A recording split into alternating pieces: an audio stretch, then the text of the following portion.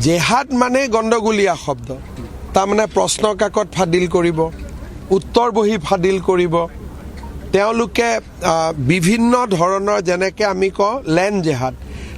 জেহাদ মাটি টকা দি নিকিনে তেওঁলোকে লেণ্ড জেহাদত কি কৰে মাটিটো দখল কৰে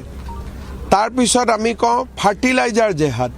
ফাৰ্টিলাইজাৰ জেহাদত তেওঁলোকে কি কৰে যে অত্যাধিক মানৱ শৰীৰৰ বাবে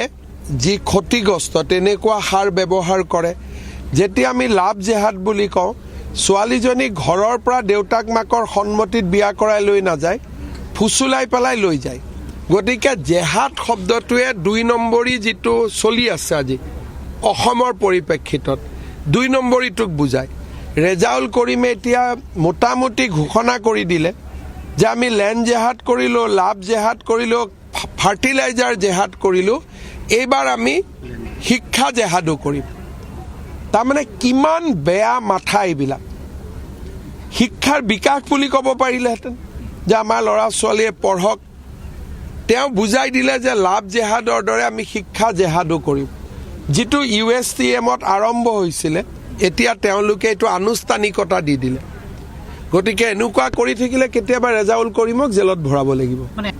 মিয়া মুছলমানৰ একাংশই এনেকুৱাই কৰি থাকে কম্পিউটাৰতো জেহাদ কৰি ৰাখি দিছে ATMতো জেহাদ কৰি ৰাখি থৈ দিছে একাংশ ব্যক্তি যেনেকৈ মৰিগাঁৱত এতিয়াতো গোটেই মানে ইণ্টাৰনেট জেহাদৰ এটা ডাঙৰ কেন্দ্ৰ কৰি পেলাইছে এইবিলাক সব ডকুমেণ্টেড ব্যৱস্থা হয় একাংশ লোক এনেকুৱা আছে আৰু তেওঁলোকে অসমখনটো খাই পেলাব আজি বিজেপি আছে বুলি কৰবাত বাচি আছে